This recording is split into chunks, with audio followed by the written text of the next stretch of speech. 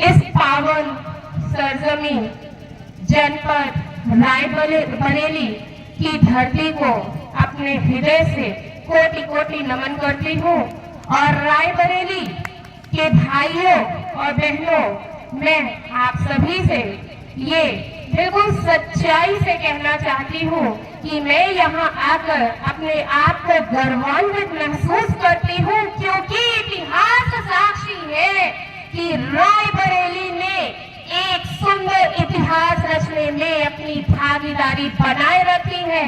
आज से नहीं, 1857 में स्वतंत्रता संग्राम से 1930 में जब नमक सत्याग्रह चला था, तो ये रायबरेली के जो मेरे बच्चे हैं, शायद उनको ये नहीं पता होगा, तो मैं उन बच्चों को ये स्मरण कराना चाहती हूँ कि आपकी ये जो जन्मभूमि है, ये पूरे विश्व में भारतीय इतिहास को स्वर्ण अक्षरों से अंकित करती है कि नमक सत्याग्रह चलाने वाला उत्तर प्रदेश का पहला जिला रायबरेली है।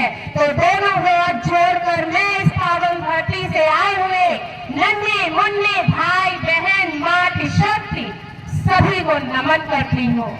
अपने माननीय राष्ट्रीय अध्यक्ष जी को नमन करती हूँ, माननीय राष्ट्रीय महासचिव दीदी को नमन करती हूँ एवं मंच पर उपस्थित सभी गणमान्यों को नमन करती हूँ और आप सभी को विशेष साधुवाद देती हूँ कि क्या आप भारत की इस बेटी का शब्द सुनना चाहेंगे? यदि है तो हाँ, क्योंकि यहाँ समय की टाइमलाइन दी गई है। धन्यवाद। तो कुछ बात है कि हंसी मिट्टी नहीं हमारी, सदियों रहा है दुश्मन दौरे जहाँ हमारा, यूनान मिस्र रोमा सब मिट गए जहाँ से। मेरी आवाज से कम नहीं पड़ना चाहिए यदि मुझे भारत की बेटी मान लिया है एक बार। मेरे प्यारे प्यारे बच्चों, क्योंकि मैं शिक्षिका हूँ, मैं आपका सम्मान गिरना नहीं चाहिए। मैं अपनी बारी का इंतजार कर रही थी कि मैं सबसे जोर का जयकारा लगवाऊंगी। वंदे वंदे वंदे। धन्यवाद। अब मैं अपने मन की बात कहती हूँ। अब माहौल बन गया है। मैं केवल यहाँ पर मेरी जो राष्ट्रीय महासचिव दीदी हैं, उन्होंने मुझसे ये कहा कि हम महिलाओं के लिए एक प्लेटफॉर्म तैयार करना चाहते हैं, हम महिलाओं को राजनीति में कैरियर बनाने का अवसर देना चाहते हैं, लेकिन हमें महिलाओं का उतना सपोर्ट अभी नहीं मिल रहा है। तो क्योंकि आप शिक्षिका हैं, तो शायद आप हमारी महिला बहनों को कुछ ऐसी ऊर्जा देने का काम कर पाए कि वो चूल्हा चौका छोड़कर, अपने घर की व्यस्तताओं को छोड़कर भारत निर्माण में, राष्ट्रवाद निर्माण में, राष्ट्र की सच्ची परिकल्पना में अपना सहयोग दे सके। तो इसीलिए मैं यहाँ पर हाजिर हूँ। आपको कुछ वो अंश बताऊंगी कि जब आप घरों से बाहर निकलती है, तो शायद आपके घर वाले नहीं, उनसे पहले आपके मोहल्ले वाले, उनसे पहले आपके रिश्तेदार, वो ये कहते होंगे कि क्या बात है भैया, राजनीति जैसी जगह पर भेजोगे, घर ही में रहने दो, देख रहे हो कितने कांड हो जाते हैं। और इनसे होगी राजनीति? दुनिया इतनी चालाक है, इतनी धूर्त है, इनसे होगी? आप देख सकते हैं इस सम्मानित पटल पर एक शेरनी अकेली इतने लोगों के बीच का नेतृत्व कर रही है। कौन कहता है कि बेटियां कमजोर है? कौन कहता है? दीदी कहती है कि education is only the weapon which can cut every type of unemployment and poverty. यानी कि यदि आपने अपनी बेटियों को शिक्षा दे दी, तो वो कोई ऐसी धरती नहीं है, वो कोई ऐसी धूर्तता नहीं है, वो कोई ऐसा गंदा कवच नहीं है जो आपकी बेटियों का तिनका भी हिला सके। लेकिन जरूरत है अपने दिमाग के ताले को खोलने का। लेकिन हम करते क्या हैं? हम करते ये हैं, हमारी माए बुरा ना मानिएगा, क्योंकि बेटियों को आगे लाने का काम सबसे पहले आप ही को करना है।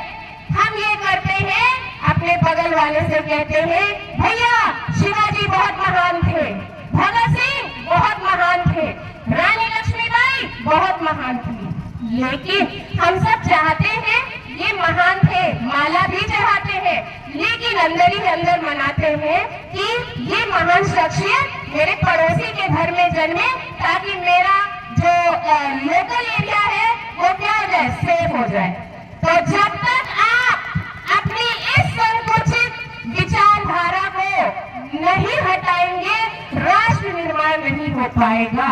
दीदी ने हमें बताया कि इनकी पार्टी राष्ट्रवाद का परचम लहराना चाहती है, तो वैसे तो मैं किसी पार्टी की नहीं होने के नाते मैं ये कहना चाहती हूँ कि जब बात राष्ट्र की हो, सारे काम छोड़कर आपको यहाँ शामिल होना चाहिए। आज समय इतना विकराल है कि नफरत की राजनीति खेली जा रही है, हर तरफ दिखाया जा रहा है खतरा खतरा खतरा। मैं कहती हूँ पहले अपने जिगर के खतरे से लड़ लो, बाहर वालों से अपने आप जीत जाओगे। हमें खतरा दूसरों से नहीं है, हमें खतरा अपने आप से है। मैं आपको बताना चाहती हूँ बेटियों, यदि कोई तुमसे कहे कि तुम कमजोर हो तो उसको जवाब देना, यदि वैदिक युग का आप स्मरण करेंगे तो सारी ऋचाओं का वर्णन करने वाली बेटी ही रही है।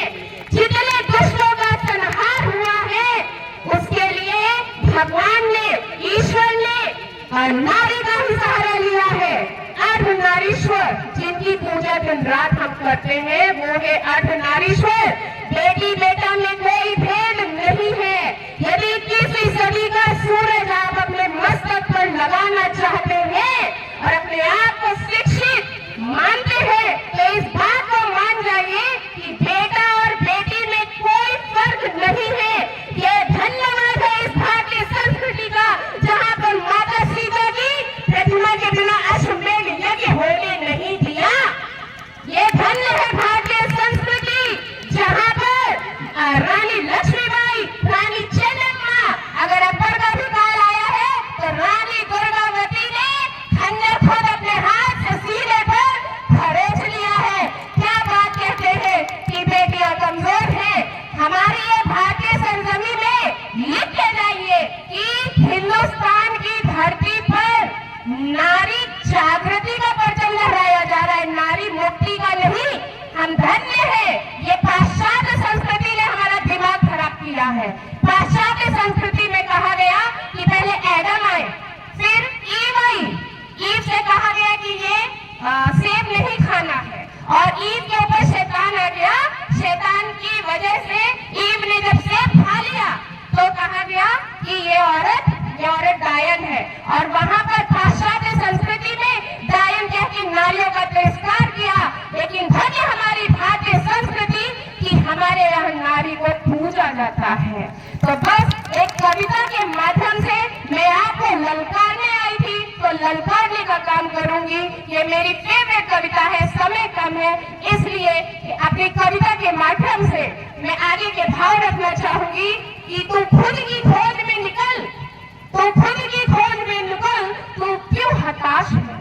तू खुद की खोज में निकल, तू क्यों हताश है? तू चल, तेरे वजूद की समय को भी तलाश है, समय को भी तलाश है। जलाकर, आखिरी की पंक्तियां पढ़ रही हूँ समय को ध्यान में रखते हुए।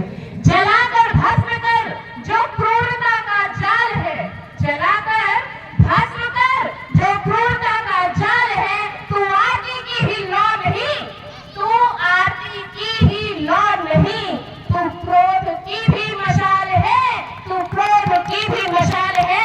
चुनर उड़ाकर ध्वज बना, चुनर उड़ाकर ध्वज बना, गगन भी कांप उठेगा। अगर चुनर जो गिरी, अगर चुनर जो गिरी तो धरती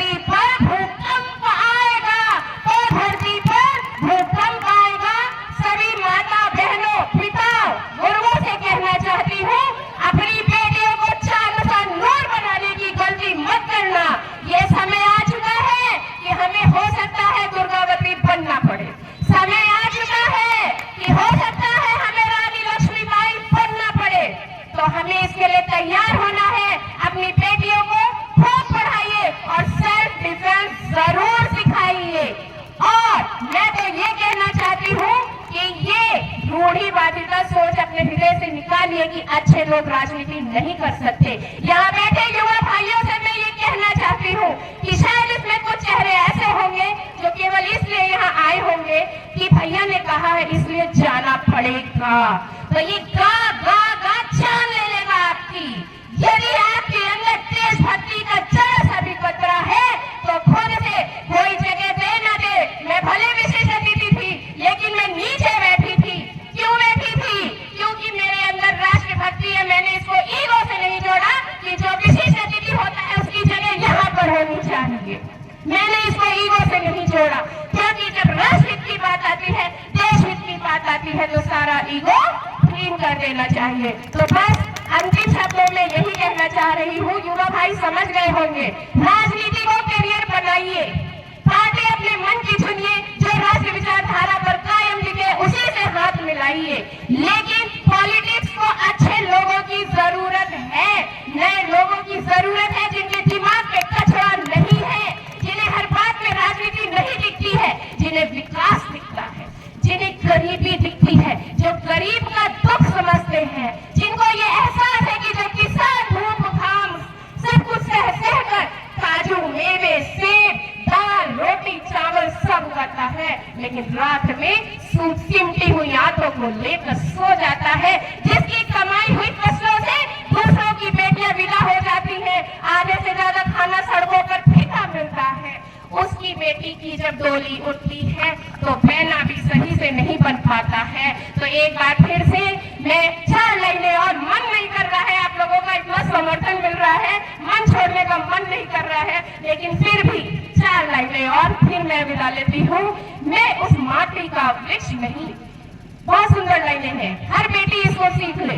मैं उस माटी का वृक्ष नहीं जिसको नदियों ने सींचा है, मैं उस माटी का वृक्ष नहीं जिसको नदियों ने सींचा है।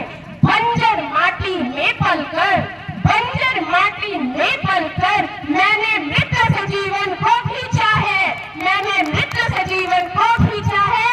मैं पत्थर पर लिखी इबारत हूँ, मैं पत्थर पर लिखी इबारत हूँ, शीशे से कब तक तोड़ोगे,